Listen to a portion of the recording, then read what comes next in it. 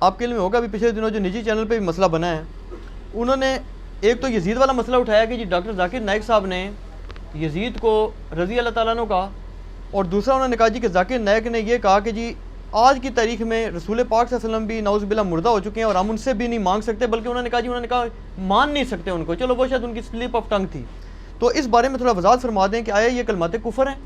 یزید کو رضی اللہ تعالیٰ عنہ کہنا یا رسول پاک صلی اللہ علیہ وسلم کو نعوذ باللہ مردہ کہنا، کیا کلمہ کفر ہے یہ؟ پہلی بات تو یہ ہے میرے بھائی کہ یہ آج کل جو کچھ ہمارے ٹی وی چینلز کے اوپر مذہبی منافرت اور تکفیری سوچ عام کی جا رہی ہے نا، پیمرا کو اور چیف جسٹس کو اس کا نوٹس لینا چاہیے. ایسے تمام اینکرز اور علماء کے اوپر پابندی ہونی چاہیے جو مذہبی منافرت پھیلا رہے ہیں. مذہبی اختلاف کا سب سے بڑا میں حامی ہوں. اختلاف رائے کریں دلائل کے ساتھ. قرآن اس چیز کو کم از کم 300 دفعہ کہتا ہے، ہاتو برہانکم ان کنتم صادقین، لاؤ دلیل اگر تم سچے ہو. قرآن اپنے مخاطب سے کہتا ہے کہ لاؤ دلیل کوئی ہے. قرآن تو بعد ہی دلیل کہتا ہے کہ اختلاف کرو دلیل کے ساتھ. اور قرآن میں بھی آیا نا، ادعو الی سبیل ربک بالحکمہ والموعظۃ الحسنہ وجادلہم باللتی ہی احسن. مجادلہ بھی کرو احسن طریقے سے، اختلاف رائے کرو. مجادلہ کہتے ہیں علمی جھگڑے کو. علمی جھگڑے کی دعوت قرآن نے خود دی ہوئی ہے. میں کہتا ہوں علمی جھگڑا ہونا چاہیے، لڑائی کٹائی والا نہیں، علمی اختلاف.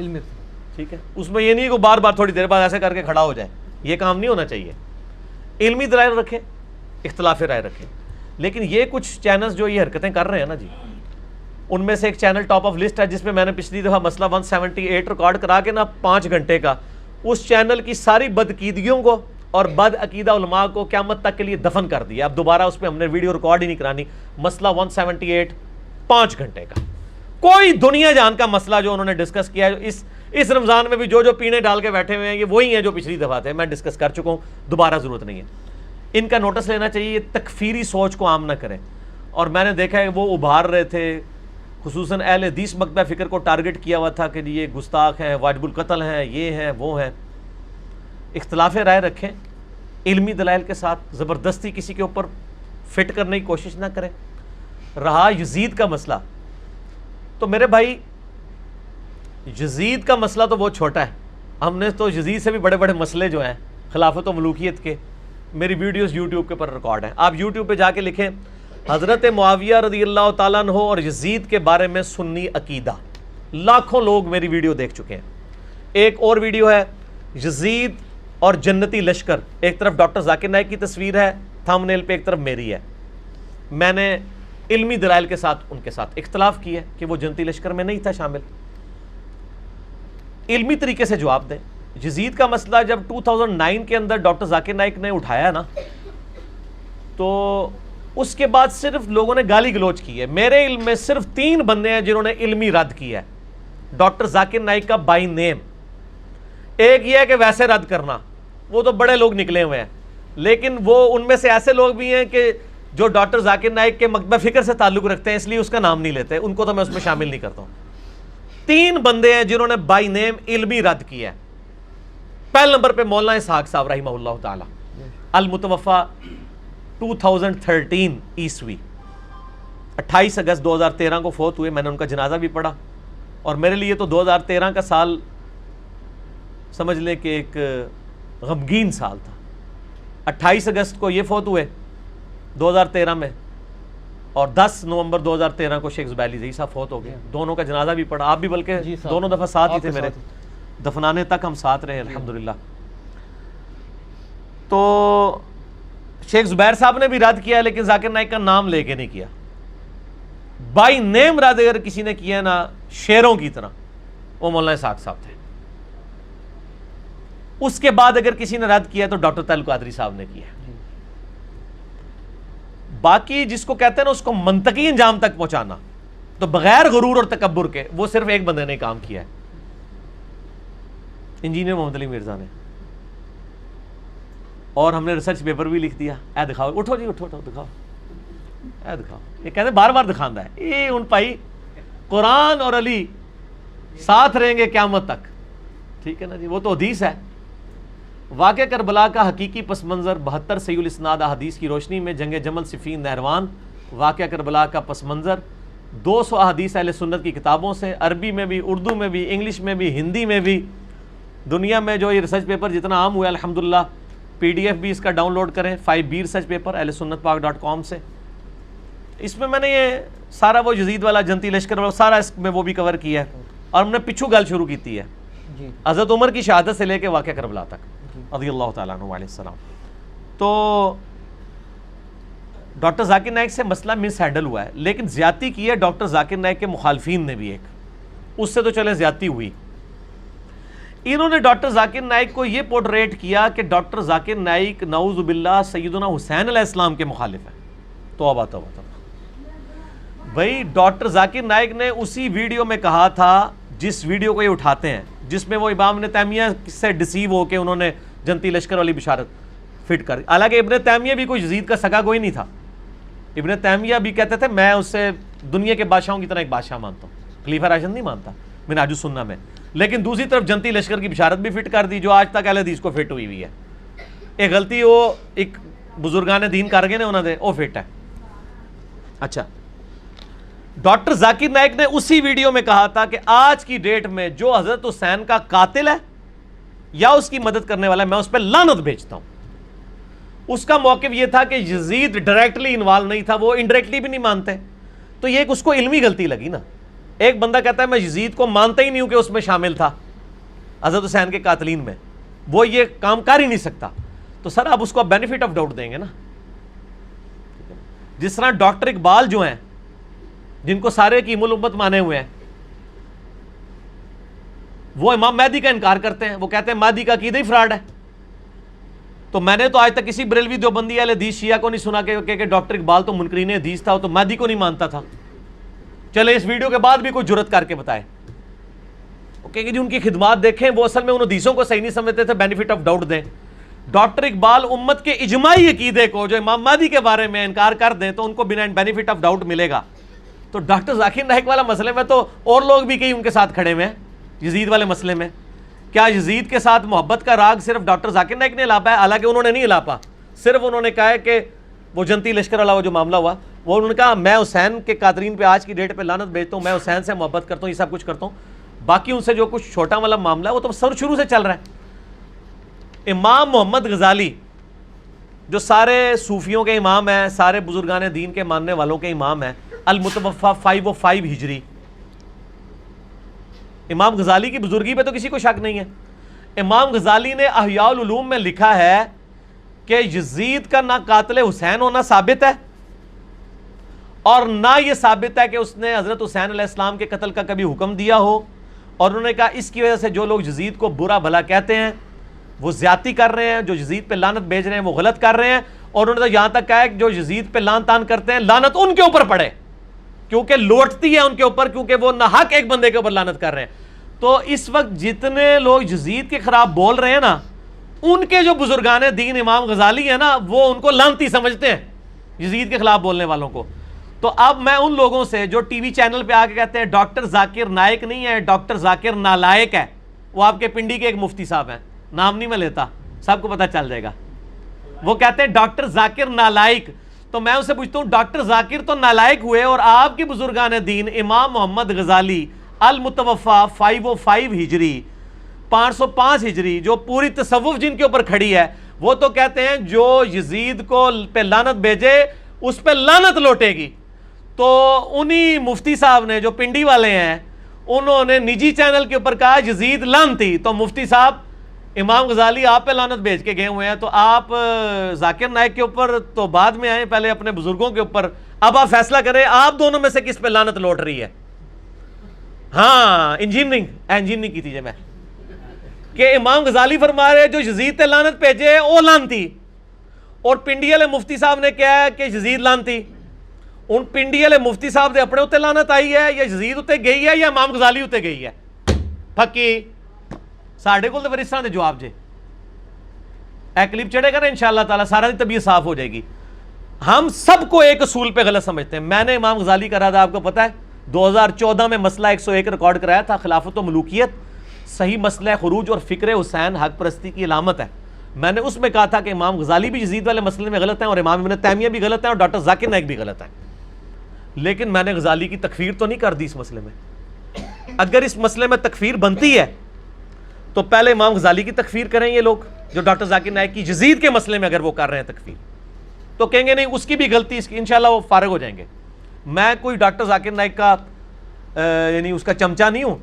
میں سب سے پہلے میں نے ہی ویڈیو اس کے خلاف ریکارڈ کرائی ہیں اور سچ پیپر لکھے اس کو ای میلز کی, لیکن ایک خاص لمٹ سے آپ کو آگے نہیں جانے دیں گے. حضرت امیر معاویہ رضی اللہ تعالیٰ کی غلطیاں آپ بخاری مسلم سے ضرور بیان کریں, ہم آپ کو نہیں روکیں گے, لیکن آپ جب ان پہ لعنت کرنی شروع کریں گے پھر ہم حضرت معاویہ کے دفاع کے ساتھ کھڑے ہو جائیں گے کہ نہیں, جو بندہ فوت ہو چکا ہے اس پہ آپ کو لعنت کرنے کا حق نہیں ہے, جو صحابی بھی ہو. میرا یوٹیوب پہ کلپ بھی ہے, حضرت معاویہ پہ لعنت کرنا حرام ہے, لیکن لمٹ نہیں کراس کرنی, ایگزیجریشن نہیں کرنی. یہاں کیا کرتے ہیں, جس کو 10 ہوتا ہے نا اس کے ساتھ 3 صفریں لگا کے 1000 بنا دیتے ہیں, جو 1000 ہوتا ہے اس کے تینوں ہی اڑا دیتے ہیں. جس کو بڑھایا بڑھا ہی دیا, جس کو کم کیا کم ہی کر دیا. تو ڈاکٹر ذاکر نائک کا بھی مسئلہ ہے کہ ہم اس سے علمی اختلاف رکھتے ہیں. اس مسئلے میں تو اس کی تکفیر نہیں بنتی قطعاً. اگر بنتی ہے تو ڈاکٹر ذاکر نائک سے پہلے امام غزالی نے یہ کیا, پھر ان کے بعد جو عبد المغیث نامی ایک بہت بڑے عالم دین گزرے ہیں جن کے رد پہ کتاب لکھی تھی امام ابن جوزی نے, الرد علی المتعصب العنید المانع من ذم یزید, یہ اس سرکش کا رد ہے جو یزید کو برا نہیں کہتا. اس کتاب کے رائٹر کون ہے؟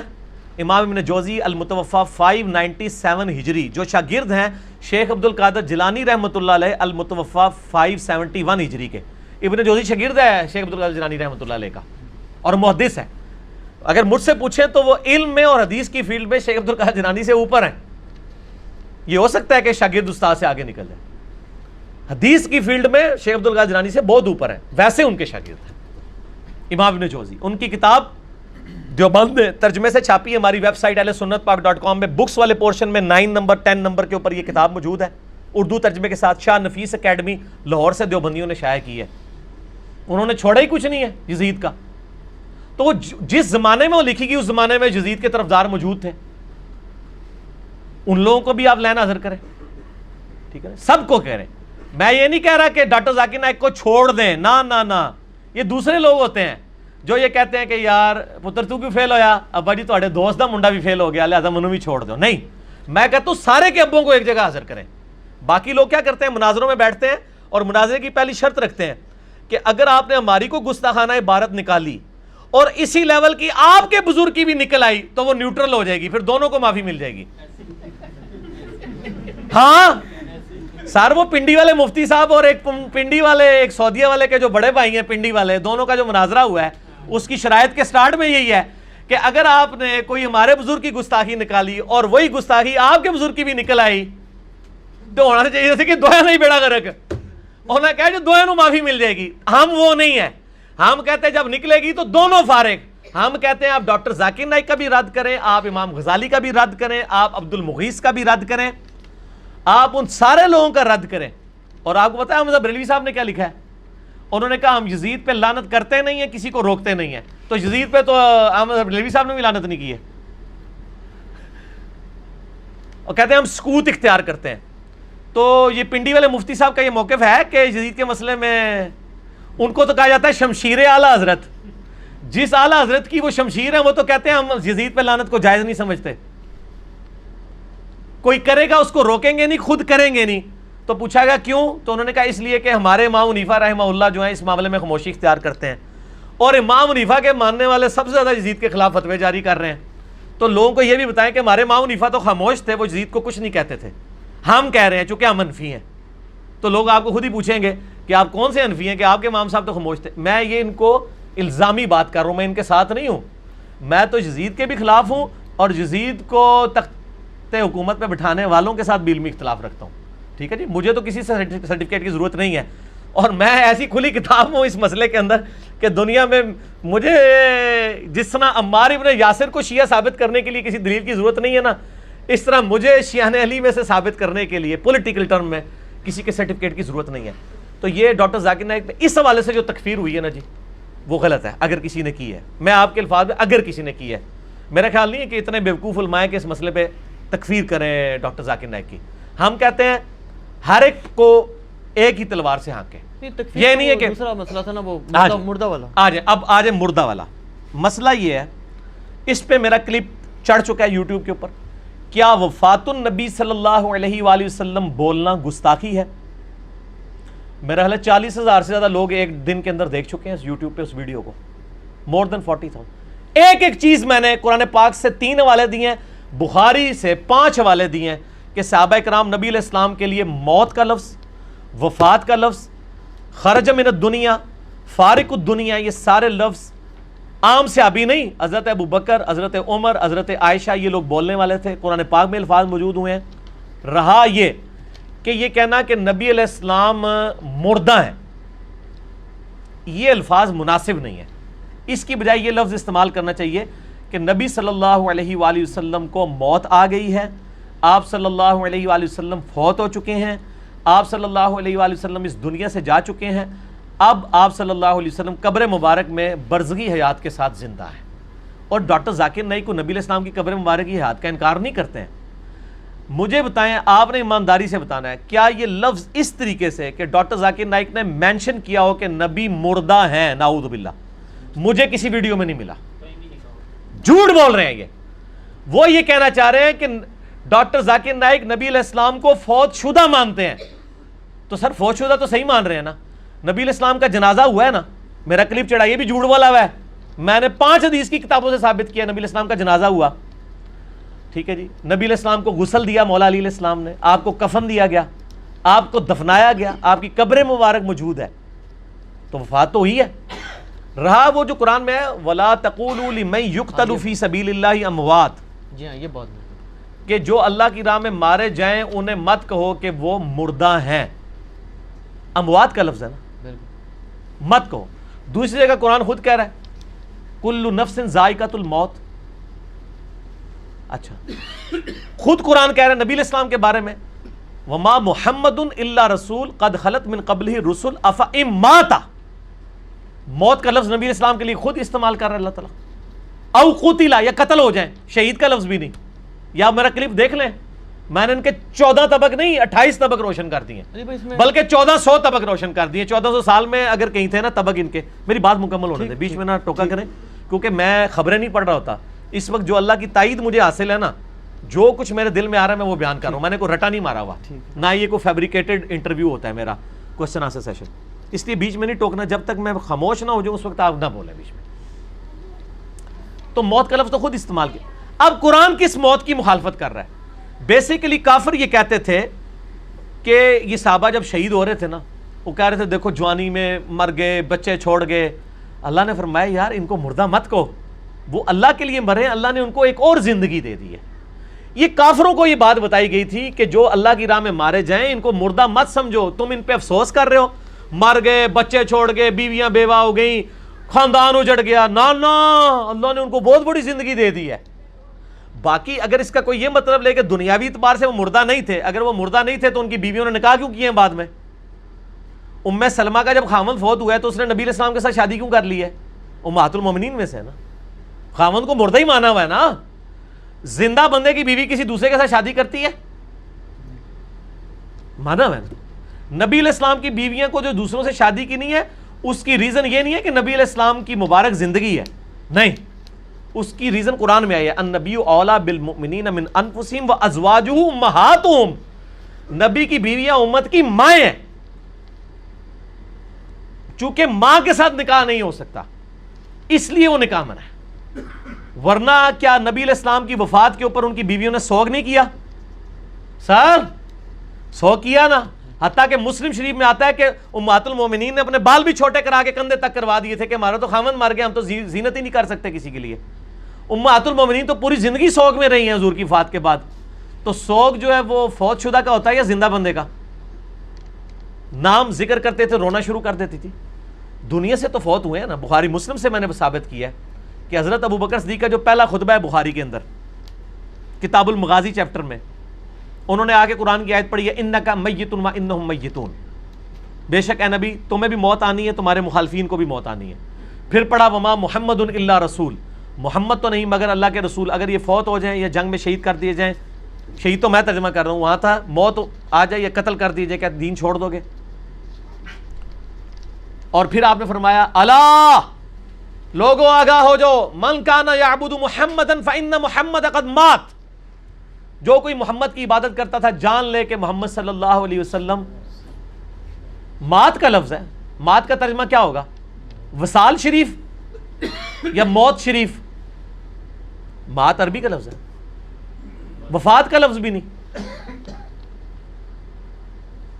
آپ صلی اللہ علیہ وسلم کو موت آ گئی ہے. کسی سے ابھی نے نہیں کہا جی آپ نے نبی علیہ السلام کو مردہ کہہ دیا آپ گستاخ رسول ہو گئے ہیں، یا آپ نے کہہ دیا آپ صلی اللہ علیہ وسلم کو موت آ گئی آپ گستاخ رسول ہو گئے. اور کہا من کان یعبد محمدا فإن محمد قد مات ومن کان یعبد اللہ، اور جو کوئی اللہ کی عبادت کرتا ہے فإن اللہ حی لا یموت، تو جان لو بے شک اللہ تعالیٰ کو ابھی موت نہیں آئے گی، وہ ہمیشہ زندہ رہے گا. مجھے پتہ ہے صحابہ میں کتنے لوگ نبی علیہ السلام کی عبادت کرتے تھے؟ کوئی بھی.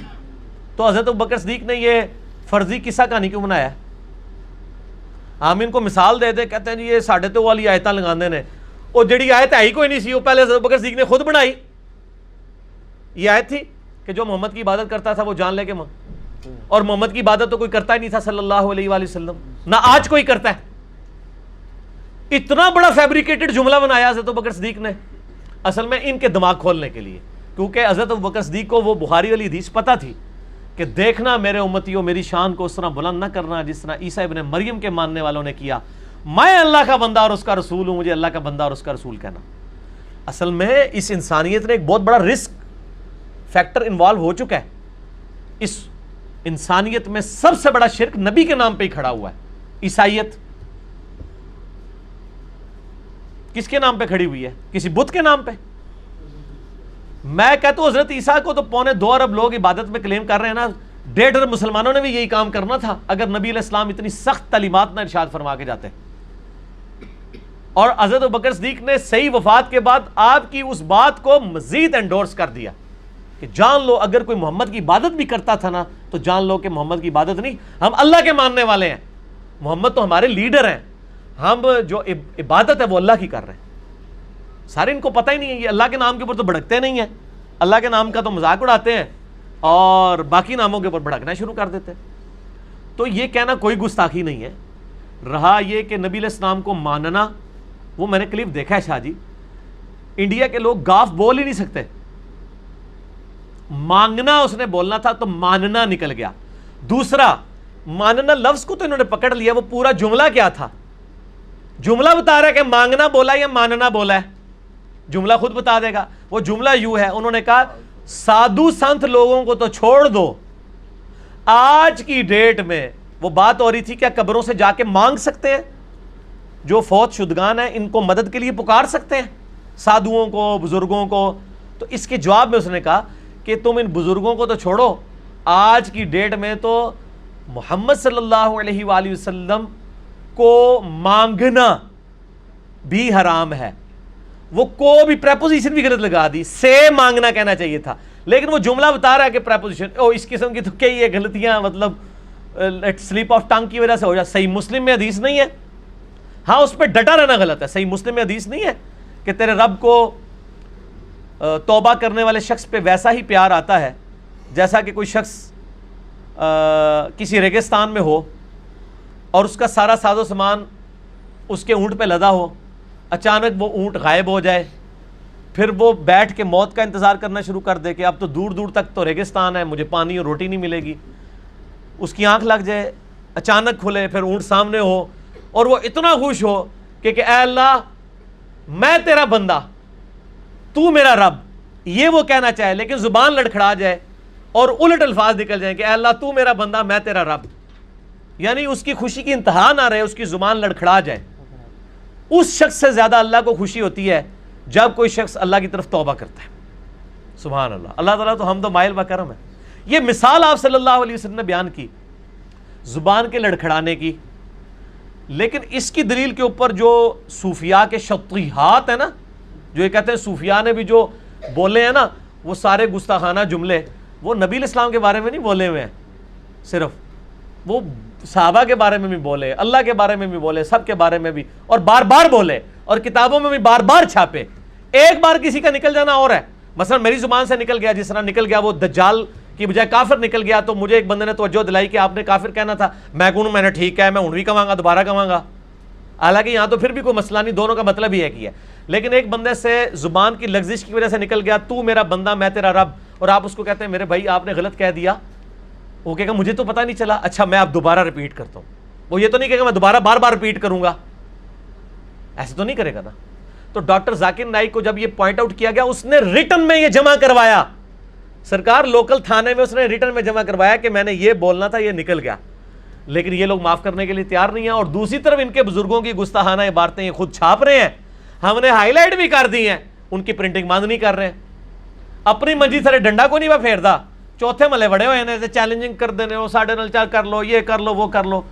میں کہتا ہوں آپ چیلنج کریں اپنے ان بزرگوں کی کتابوں کو چھاپنے والوں کو جن میں گستاخانہ عبارتیں, آپ دوسرے محلے میں بیٹھے ہیں ان کو چیلنج نہ کریں, غلطی علمی طریقے سے ہائی لائٹ کریں. ڈاکٹر ذاکر نائک نے جو یہ مانگنے کا لفظ تھا وہ ماننا نہیں, اس نے بولا تھا مانگنا کہا تھا. تو نبی علیہ السلام سے آج کی ڈیٹ میں مانگنا, آپ صلی اللہ علیہ وآلہ وسلم کو مدد کے لیے پکارنا, اس نے کیا کہا تھا حرام ہے ڈاکٹر ذاکر نائک نے. میں کہتا ہوں یہ نبی علیہ السلام کی گستاخی ہے, اصل میں اس کو الفاظ کا چناؤ نہیں آتا. اب میں جو لفظ کر رہا ہوں نا یہ صحیح جا کے فٹ ہوگا, آرام کی وجہ سے تو وہ آپ کو پتا ہے توحید کے نام سے ہی ان کو چیڑا ہے اس پارٹی کو, کہتے ہیں دیکھ لو نبی کا گستاخ ہو گیا ہے. ہم آپ کو بتاتے ہیں آپ نبی علیہ السلام کے گستاخ ہیں جو نبی علیہ السلام سے آپ مانگ رہے ہیں, حالانکہ ہمارے نبی علیہ السلام ہمیں یہ تعلیم دے کے گئے ہیں کہ ہر مشکل اور پریشانی میں اللہ سے مانگنا ہے. آپ نبی علیہ السلام سے مانگ کر رسول اللہ کے بہت بڑے گستاخ بن رہے ہیں, کیونکہ آپ کی تعلیمات کے خلاف ہے. آپ نے کہیں تعلیم فرمایا کہ میری قبر مبارک پہ آ کے مجھ سے مانگ لینا؟ صحیح بخاری میں 1010 نمبر حدیث ہے. نبی علیہ السلام کی وفات کے بعد حضرت عمر کے دور میں جب قحط پڑ گیا, سیدنا عمر نے دعا کی, انا کننا نتوسل الیک, اے اللہ, اے بخاری شریف, یہ دکھانے کی نہیں دکھانی نہیں ہے سر, میں بتا رہا ہوں یہ پڑھی ہوئی نہیں ہے, پڑھی ہوئی ہے. اب میں اس میں سے وہ بخاری شریف چونکہ میرے سامنے ہے, میں 1010 نمبر حدیث کھول بھی لیتا ہوں کہ حضرت عمر کا کیا عقیدہ ہے کہ آج کی ڈیٹ میں نبی علیہ السلام سے مانگنا چاہیے کہ نہیں مانگنا چاہیے. ہاں جی, اللہم انا کننا نتوسل الیک بنبینا صلی اللہ علیہ وآلہ وسلم. قحط پڑ گیا, حضرت عمر نبی علیہ السلام کے چچا عباس ابن عبد المطلب کو لے کے نکلے اور کہا اے اللہ جب تک تیرے نبی ہم میں موجود تھے پہلے پہل ہم ان کو تیری بارگاہ میں توسل کے طور پر پیش کرتے تھے. اور توسل کا مطلب کیا کہ ان کی دعا کی برکت سے بارش نازل ہوتی تھی. فتسقینا, تو ہم پہ بارش برسا دیا کرتا تھا. وَإِنَّا نَتَوَسَّلُ إِلَيْكَ بِعَمِّ نَبِيِّنَا, آج اب ہم نبی صلی اللہ علیہ وآلہ وسلم کے چچا کو توسل کے طور پر لے کے آئے ہیں. حضرت عباس کو ساتھ لے کے گئے تھے. فسقنا, پس ہم پہ بارش نازل فرما. قال, حضرت انس ابن مالک کہتے ہیں فیسقون, تو ان کے اوپر بارش نازل ہو جایا کرتی تھی. حضرت عمر کو پتہ کیا چاہیے تھا, وہ یہ کہتے کہ اے اللہ جب تک تیرے نبی ہم میں موجود تھے ہم ان کو لاتے تھے, اب ہم نبی علیہ السلام کی قبر مبارک پہ آئے ہیں. یا رسول اللہ صلی اللہ علیہ وآلہ وسلم, جب تک آپ قبر مبارک سے باہر تھے آپ ہمارے لیے دعا کرتے تھے, اب ہم آپ کو قبر پہ پکارتے ہیں, آپ اللہ کے حضور ہمارے لیے دعا کریں تاکہ اللہ تعالیٰ ہم پہ بارش نازل فرمائے. یہ جو فارمولہ آج ایک خاص پارٹی نے, ایک فرقے نے اپنی پبلک کو سکھایا ہوا ہے, حضرت عمر کو یہ فارمولہ نہیں آتا تھا. حالانکہ حضرت عمر وہ صحابی ہیں کہ بخاری مسلم میں آتا ہے صلح حدیبیہ کے موقع پر جب پانی کم پڑ گیا اور ساری طرف سے وہ ایک پیالہ جمع کیا گیا, تو حضرت عمر ہی وہ تھے جنہوں نے نبی علیہ السلام سے کہا تھا یا رسول اللہ اپنے مبارک ہاتھ اس میں ڈالیں تاکہ اس سے چشمے جاری ہوں. نبی علیہ السلام نے ایک پیالے میں ہاتھ ڈالا. جابر بن عبداللہ کہتے ہیں 1500 صحابہ نے پانی پیا, جانوروں کو پلایا, سٹور کر لیا, اور اللہ کی قسم ہم 1,00,000 بھی ہوتے تو وہ پانی اس سے بھی زیادہ تھا. حضرت عمر یہ کام کروا چکے تھے. تو میرا خیال ہے سب سے بیسٹ پرسنالٹی تھی حضرت عمر کہ وہ ایک پیالہ اٹھاتے, قبر رسول پہ جاتے اور کہتے یا رسول اللہ اپنا ہاتھ مبارک باہر نکالیں, اس پیالے میں رکھ دیں, امت کو سیراب کر دیں. یہ لا کے جعلی روایتیں مصنف ابن ابی شیبہ سے, جی ایک بدو آ گیا, عرابی آ گیا, اس میں عامش مدلس سے روایت کر رہا ہے. وہ جعلی روایتیں ایک دور کی کتابوں سے پیش کر رہے ہیں, اور خلیفہ راشد کا عمل صحیح بخاری کے اندر موجود ہے جو پوری امت کو عقیدہ بتا رہا ہے, وہ لیتے ہی نہیں ہے. ہمارا عقیدہ حضرت عمر والا ہے, ان کو تو وسوسہ بھی نہیں آیا کہ میں جا کے قبر مبارک پہ کہوں یا رسول اللہ میں نے تو یاد ہوگا آپ کو میں نے صلح حدیبیہ کے موقع پہ بھی آپ سے یہ چشمے جاری کروائے تھے, آپ مہربانی فرمائیں. لیکن نہیں, آپ ذرا دیکھ لیں وہ فضائل اعمال کے اندر بھی تبلیغی جماعت کی کتاب اور فیضان سنت دعوت اسلامی کی کتاب بریلوی دیوبندی دونوں نے اپنی کتاب میں لکھا ہے کہ حضور کی وفات کے 550 سال بعد شیخ احمد رفاعی نے آگے قبر رسول پہ شعر پڑھے تو نبی علیہ السلام نے قبر مبارک سے ہاتھ باہر نکال دیا. کتنا بڑا جھوٹ ہے. اما عائشہ کے لیے تو ہاتھ نہیں نکلا, سیدہ فاطمہ کے لیے تو ہاتھ نہیں نکلا جب اما عائشہ جمل کے لیے گئی ہیں. بعد میں جو شرمندہ ہوئی اس وقت نبی علیہ السلام روک لیتے. یہ سب جھوٹ فیبریکیٹڈ واقعات ہیں. بالکل آج کی ڈیٹ میں نبی علیہ السلام کیا کسی بھی فرشتے سے, کسی بھی مرے ہوئے بندے سے, چاہے وہ کوئی نبی ہو, فرشتہ ہو, فرشتے کو خیر بیچ میں سائڈ کر دیں, کوئی جن ہو, کوئی بزرگ ہو, اس سے مانگنا گستاخی ہے نبی علیہ السلام کی شان میں, کیونکہ نبی علیہ السلام نے یہ تعلیم نہیں فرمایا. اچھا اب میں اجازت دو. اور اس کے اوپر میرا ڈیٹیل لیکچر ہے. مسئلہ نمبر 3, دعا صرف اللہ ہی سے. جتنے دھوکے انہوں نے دیے ہوئے اس پہ, ان کے جواب آپ نے مجھ سے نہیں لینے, کیونکہ وہ 1.5 گھنٹے میں نے دیے ہوئے ہیں. اور میرا ریسرچ پیپر ہے دعا صرف اللہ ہی سے, ahlsunnatpak.com سے ڈاؤن لوڈ کریں. اور اسی کی ایکسٹینشن ہے وسیلہ اور توسل کے صحیح احکام و مسائل. وسیلے کو ہم بھی مانتے ہیں, لیکن آپ والا وسیلہ نہیں, حضرت عمر والا وسیلہ جو انہوں نے بتایا وسیلے کا مطلب کیا ہے.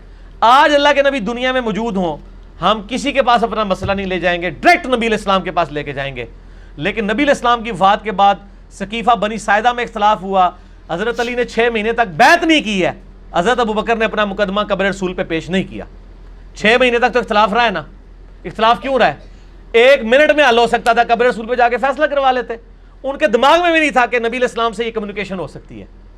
حضرت فاطمہ فدق کا مسئلہ ہوا, یہ کہتے ہیں جو قبر رسول پہ جا کے کہتی, نبی علیہ السلام ایک آواز دیتے, کسی کی جرت نہیں تھی بات کر سکتا. ان کو پتا تھا کہ اب نبی کے ساتھ ہماری کمیونیکیشن قیامت تک نہیں ہو سکتی. بالکل جھوٹے عقیدے انہوں نے گھڑے ہیں. اس لیے آپ کو کسی حدیث میں خلفاء راشدین کے بارے میں نہیں ملے گا, بلکہ اس کے الٹ ملے گا. بخاری مسلم میں حدیث ہے, نبی علیہ السلام کی مبارک زندگی میں 70 صحابہ کو دھوکے سے شہید کر دیا گیا. وہ جب شہید ہونے لگے انہوں نے کہا اے اللہ ہمارے نبی کو ہمارے حال کی خبر کر دینا کہ ہم نے تیرا دین نہیں چھوڑا. اور نبی علیہ السلام وہاں بیٹھے ہوئے اشک آنکھوں سے جاری ہیں, آپ کو اللہ تعالیٰ نے مطلع کر دیا. انہوں نے کہا یا رسول اللہ آپ دیکھ لیں ہم آپ کے امتی آپ کا دین نہیں چھوڑ کے جا رہے. کہا اللہ ہمارے نبی کو ہمارے حال کی خبر کر دینا. نبی علیہ السلام جب دنیا میں موجود تھے اس وقت صحابہ کا عقیدہ یہ تھا اتنی دور سے ہم اپنی بات نہیں پہنچا سکتے, اللہ کے ذریعے پہنچا سکتے ہیں. اور آج بھی مسلمان کا یہ عقیدہ ہے. ہم درود شریف کیا پڑھتے ہیں؟ اللہم صلی علی محمد. ٹھیک ہو گیا جی.